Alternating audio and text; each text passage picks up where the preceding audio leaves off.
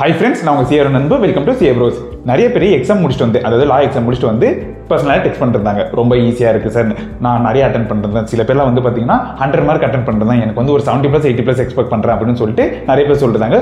So நானும் question paper பார்த்தா ரொம்பவே ஈஸியாக இருந்தது. ஓகே, ரொம்பவே ஈஸியாக இருந்தது. நம்ம நேற்று போட்ட ஸ்ட்ராட்டஜி படி தான் வந்து பார்த்தீங்கன்னா நிறைய கொஸ்டின்ஸ்லாம் வந்துருந்ததுன்னு வச்சுக்கோங்களேன். ஸோ ரொம்பவே ஹாப்பியாக இருக்குது. பட் என்னதுன்னா, நம்ம இங்கே வந்து சரின்னு சொல்லிட்டு கொஞ்சம் பெருமூச்சு விட்டு ரிலாக்ஸாக உட்காந்துடக்கூடாது. அதே வேகத்தில் எப்படி நம்ம லாக்கும் அக்கௌண்ட்ஸ்க்கும் படிச்சோமோ அதே மாதிரி இன்னும் 2 எக்ஸாம் இருக்குது. ஸோ நம்ம அதை மைண்டில் வச்சுக்கணும். நான் இப்பயும் சொல்கிறது தான், பேப்பர் ரொம்ப கஷ்டமாக வந்திருந்தாலும் லோவாக ஃபீல் பண்ணக்கூடாது, ரொம்ப ஈஸியாக வந்திருந்தாலும் ரொம்ப ஹையாக ஃபீல் பண்ணி நம்ம வந்து ஸ்லோ டவுன் ஆகிடக்கூடாது.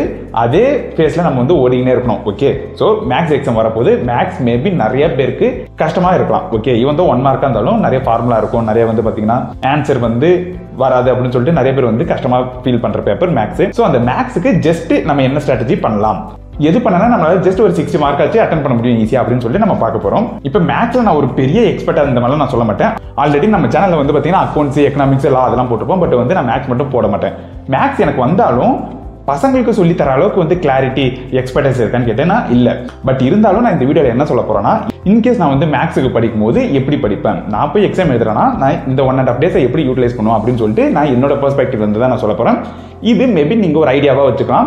இல்லை சார் எனக்கு ஆல்ரெடி நான் நிறைய பிளான் போட்டேன் அப்படின்னு சொன்னா சூப்பர், அதே மாதிரி நீங்கள் வந்து ஃபாலோ பண்ண. இல்லை சார் எனக்கு ஒரு ஐடியா இல்லை, கிளாரிட்டி இல்லை, எப்படி வந்து படிக்கணும்னு தெரியல அப்படின்னா மேபி இந்த வீடியோவை நீங்கள் ரெஃபர் பண்ணி இதில் சொல்கிற ஸ்ட்ராட்டஜிலாம் நீங்கள் யூஸ் பண்ணிக்கலாம். ஓகே, எப்பயுமே நான் என்ன பண்ணுவேன்னா, ஏதாச்சும் ஒரு 2 to 3 டாபிக் வந்து பார்த்தீங்கன்னா ரொம்ப ஹை இம்பார்ட்டன்ட், ஹை வெயிட்டேஜ் இருக்கும். நான் ஃபர்ஸ்ட் எடுத்தோன்னே என்ன பண்ணுறேன், அதை கம்ப்ளீட் பண்ணி முடிச்சிடுவேன். ஸோ தட் எனக்கு ஒரு மினிமம் 20 to 25 மார்க்ஸ் இருக்கும். சார் மேக்ஸ்லேயே அந்த மாதிரி ஏதாச்சும் இருக்குமா சார், மேக்ஸ்லேயும் வந்து பார்த்தீங்கன்னா ஒரு 2-3 சாப்டர் படிச்சேன்னா ஒரு 25 மார்க் மாதிரி வருமா அப்படின்னு கேட்டிங்கன்னா மேக்ஸும் இருக்குது. இன்னைக்கு நீங்கள் அந்த சாப்டர் தான் கம்ப்ளீட் பண்ணணும். ஓகேவா, இப்போ வந்து நான் ரிலீஸ் பண்ணும் போது மேபி டைம் 7:30 இருக்கலாம். நீங்கள் ஒரு 10:30 இல்லை 11 இந்த 3த்தையும் நீங்கள் முடிச்சுட்டு, இந்த 3 சாப்டர் நான் சொல்கிறேன் முடிச்சிட்டேன்னா 25 மார்க் அழகாக நீங்கள் வந்து உங்கள் கையில் வச்சிருக்கீங்கன்னு அர்த்தம். என்ன சார் அந்த 3 சாப்டர் அப்படின்னு கேட்டிங்கன்னா, டைம் வேல்யூ ஆஃப் மணி. ஓகேவா, ரொம்ப ரொம்ப important chapter time value of money. நீங்கள் இதை மேக்ஸில் மட்டும் படிக்க மாட்டீங்க, இன்டர்வியூலையும் படிப்பீங்க, எஃப்எம்ல ஃபைனலையும் படிப்பீங்க, ஏஎஃப்எம்ல. ஸோ டைம் வேல்யூ ஆஃப் மணியை பேஸ் பண்ணி தான் வந்து பார்த்தீங்கன்னா ஃபினான்ஷியல் மேனேஜ்மெண்ட்டே ஒர்க் ஆகுது. ஸோ இதை எப்படியாச்சும் கண்டிப்பாக நீங்கள் படித்து முடிச்சிடணும். எடுத்தோடனே நான் எல்லாருக்கும் வந்து கண்ண முடியும் ரெக்கமெண்ட் பண்ணுறது, எடுத்தோடனே நீங்கள் இப்போ போய் டைம் வேல்யூ ஆஃப் மணி படிக்கணும். இல்லை சார் எனக்கு இன்னுமே நிறைய ஈஸியான சாப்டர்லாம் தெரியும் அப்படின்னு கேட்டாலும் பரவாயில்ல, இது ரொம்ப இம்பார்ட்டன்ட். ஏன்னா இதுலேருந்து 15 மார்க் வரும். ஜஸ்ட் ஃபார்முலா பெஸ்ட் சாப்டர் தான். ஓகே, ஃபார்முலா நல்லா நீங்கள் படித்தாலே போதும், நல்லா ஈஸியாக அட்டன் பண்ணிடலாம். எந்த இடத்துல எந்த ஃபார்முலா அப்ளை பண்ணணும்னு சொல்லிட்டு அந்த ஒரு கிளாரிட்டி இருக்கணும். அதுக்கு நீங்கள் கொஞ்சம் சம்ஸ் போட்டு பார்த்தா வந்துடும். பட் எனிவே ரொம்ப கஷ்டமான சாப்டர்லாம் இது இல்லை, ஈஸியாகவே வந்து பார்த்தீங்கன்னா நீங்கள் முடிச்சிடலாம். ஸோ எடுத்தோடனே டைம் வேல்யூ ஆஃப் மணி முடிச்சிருங்க. இன்னைக்கு 15 mark. Second ratio, proportion, indices, logarithm. இதுல இருந்து மினிமம் 5 மார்க் வந்துடும். தேர்ட் வந்து பார்த்தீங்கன்னா ஈக்குவேஷன்ஸ் அண்ட் இன்இக்வாலிட்டிஸ். இதுல இருந்து 5 மார்க் வந்துடும். ஓகேவா, இது வந்து பார்த்தீங்கன்னா ரொம்ப இம்பார்ட்டன்ட் சிம்பிள் சாப்டர்ஸ். 25 மார்க் நீங்கள் எடுத்தோடனே கையில் ப்ரிப்பேர் பண்ணி வச்சுக்கணும் கண்ணா. ஸோ தூங்கத்துக்கு முன்னாடி இந்த 25 மார்க் வந்து எடுத்து வச்சுக்கணும். நான் ப்ரிப்பேர் பண்ணும்போது இந்த மாதிரி தான் பண்ணுவேன். 25 மார்க் எனக்கு நாளைக்கு நாள் ஸ்டார்ட் ஆகிறதுக்கு முன்னாடி என் கையில் இருக்குது. ஓகேவா, நாளைக்கு வந்து நான் எப்படி ஸ்டார்ட் பண்ணுவேன்னா, மதியானத்துக்கு உள்ளார ஸ்டாட்டிஸ்டிக்ஸில் இருக்கிற இம்பார்ட்டன்ட் சாப்டர்லாம் நான் படிச்சுப்பேன். ஏன்னா ஸ்டாட்டிஸ்டிக்ஸ் வந்து பார்த்தீங்கன்னா ரொம்பவே வந்து கஷ்டமான ஃபார்முலாவாக இருக்கும், பெரிய பெரிய ஃபார்முலாவாக இருக்கும், பெருசாக வந்து ட்ரை பண்ணுற மாதிரி இருக்கும் சம்ஸ்லாம். ஸோ நான் என்ன பண்ணுவேன், காலையில் எனர்ஜைஸ்டாக இருக்கும்போது இந்த மாதிரி ஒரு பெரிய கஷ்டமான சாப்டராக எடுத்துப்பேன். மேபி எனக்கு வந்து ஸ்டாட்டிஸ்டிக்ஸ் கஷ்டன்றதுனால சொல்கிறேன்.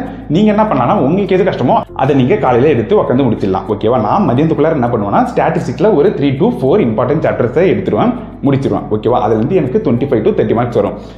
என்ன சார் அப்படின்னு கேட்டிங்கன்னா, ஸ்டாட்டிஸ்டிக்ஸில் first chapter statistical description and sampling, second central tendency and dispersion, third ரொம்ப முக்கியம் கோரிலேஷன், ரிக்ரெஷன். ஓகேவா, இது கூட நீங்கள் வந்து இண்டெக்ஸ் நம்பரையும் சேர்த்துக்கலாம்.